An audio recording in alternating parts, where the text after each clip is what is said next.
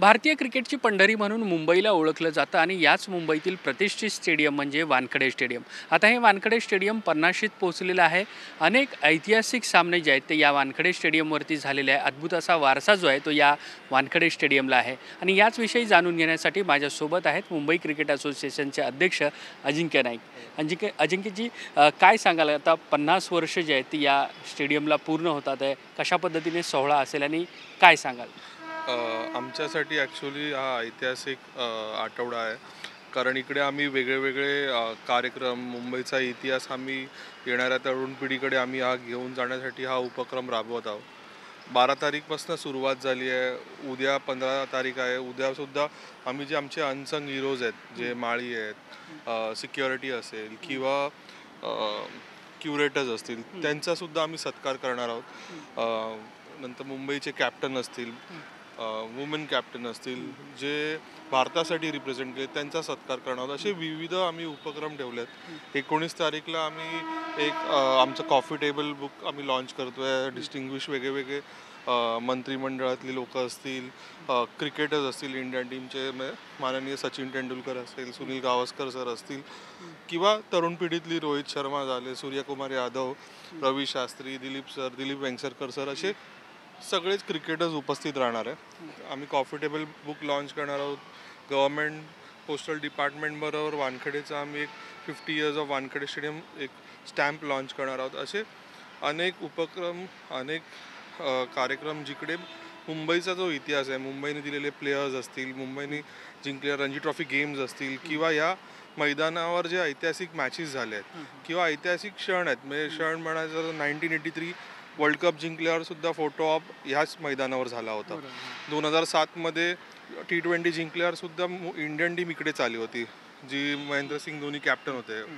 2011चा world cup पण इकडे जिंकला होता. किंवा ह्या वर्षी आपण करेबियनला जिंकल्यानंतर इंडियन टीम रोहित शर्माच्या नेतृत्वाखाली इकडेच आलेली आणि BCCIच्या ऑफिशियल्सनी त्यांचा सत्कार केला होता.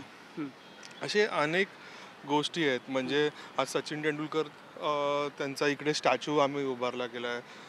धोनीने 6 मारलेलं तुम्ही स्पॉट बघितला असेल, जो एक मेमोरियल आम्ही बनवला आहे. असे अनेक आठवणी या स्टेडियममध्ये आहेत.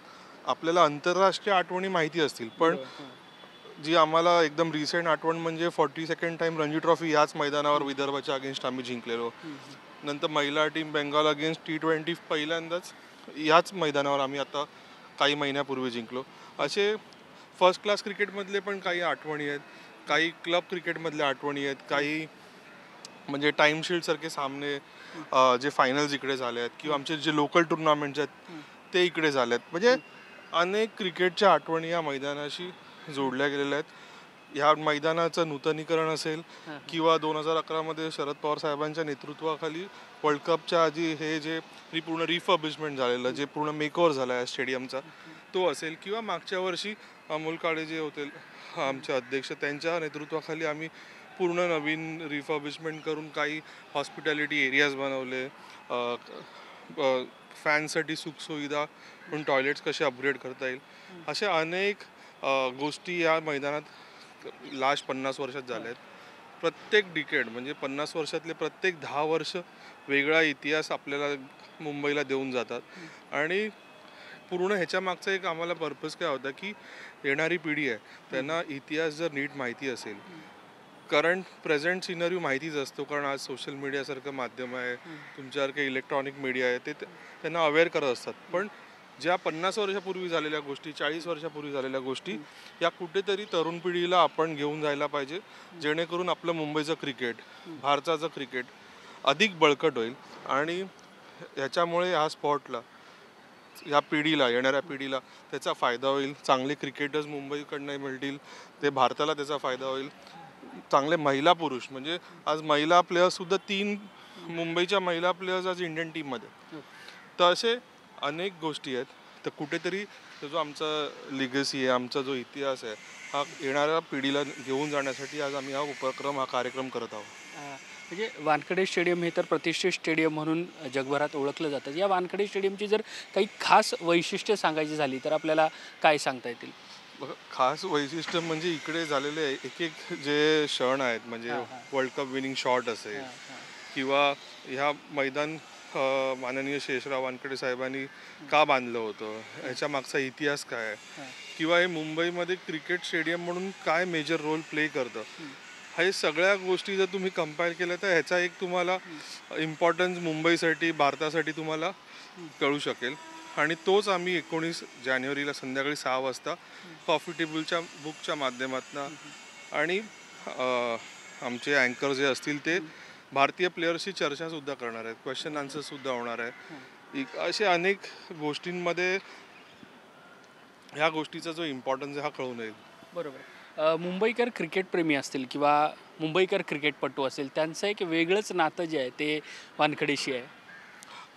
कारण आमचं जे क्रिकेटचं हेडक्वार्टर्स आहे हे वानखेडे स्टेडियमच्या प्रिमायसिसमध्ये आहे. म्हणजे MC ऑफिस असेल, BCCI ऑफिस असेल, किंवा जे क्रिकेट भारतात जे रन होतं ते पूर्ण एक हेडक्वार्टर्स इकडे असल्यामुळे आणि महत्त्वाचे जे क्षण आहेत म्हणजे भारतीय क्रिकेटमध्ये हे सुद्धा ह्याच मैदानावर त्याचं म्हणजे घडले गेले आहेत, किंवा लोकांपुढे इकडनंच एक तो इतिहास रचला गेला आहे. तर ह्या मैदानाचं त्यामुळे खास वैशिष्ट्य आहे. सचिन तेंडुलकर सरांची टेस्ट मॅचमधली जी रिटायरमेंट आहे ती इकडची आहे. म्हणजे जर आपण बोलायला लागलो तर असे खूप लहान मोठ्या गोष्टी आहेत, त्या कुठेतरी आम्ही दाखवल्या गेल्या पाहिजे, सांगितल्या पाहिजे. आणि 50 वर्ष या स्टेडियमनी काय दिलं मुंबई आणि भारतासाठी ते आम्हाला 19 तारीखला हा कार्यक्रमातून घेऊन जायचं. बरोबर. म्हणजे आता 50 वर्ष पूर्ण झालेली आहेत, पण इथून पुढच्या काळात या स्टेडियमविषयी असेल किंवा क्रिकेटपटूंच्या सोयीसुविधा असेल त्या दृष्टीने किंवा ट्रेनिंग्स असतील, कसं नियोजन असेल त्या दृष्टीने, कसं त्याबद्दल काय सांग? बघा, स्टेडियम म्हणून जेवढं इकडे स्पेस कन्स्ट्रेंट आहे, पण जेवढं अपग्रेडेशन केलं पाहिजे, ड्रेसिंग रूम्स असतील, प्लेअर फॅसिलिटी रूम्स जेवढे असतील, किंवा अंपायर रूम, स्कोरर रूम किंवा मीडिया रूम असेल, ह्या ज्या प्लेयर आणि जी मीडिया असेल किंवा फॅनसाठी ज्या गोष्टी लागणार आहेत त्या आम्ही 100% इकडे अपग्रेड केल्यात. कारण इकडे जागा कमी असल्यामुळे याच्याहून जास्त आम्ही काही करू नाही शकत. पण काही इकडे जागा आहेत ज्या आम्हाला जर महापालिकेने त्याची परमिशन दिली तर आम्ही अपग्रेड करून चांगलं जिम बनवू शकतो, जे येणाऱ्या पिढीसाठी किंवा तरुण प्लेयर्ससाठी ते उपयोगाला येईल. इकडे इंडोर क्रिकेट अकॅडमी करायचा स्कोप आहे, ती जर आमची परमिशन झाली तर ह्या 2-3 गोष्टी ज्या जागा अवेलेबल आहे त्याच्यात आम्ही करता येईल. आणि आमचा प्रयत्न राहील MCA म्हणून ते कसं इम्प्लिमेंट करू शकतो आम्ही. ठीक, धन्यवाद ही सगळी बातचीत केल्याबद्दल. व्हिडिओ जर्नलिस्ट कल्पेश सावर्डेकरचा मी देवेंद्र कोल्हटकर, NDTV मराठी, मुंबई.